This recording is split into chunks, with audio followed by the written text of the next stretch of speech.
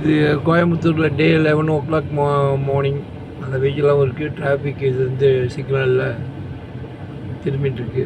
இது வந்து சித்தாபுதூருங்கிற இடம் கோயம்புத்தூரில். சிக்னலுங்கிறதுனால அவ்வளோவா தெரியல, ரஷ் வெஹிக்கிள்ஸ்லாம் நின்று போயிட்டுருக்கு.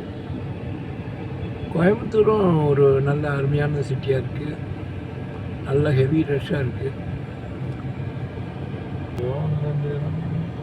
டிராஃபிக் எல்லாம் இப்போ சிக்னல் போயிட்டு சும்மா ஒரு வியூ போட்டேன், அவ்வளோதான்.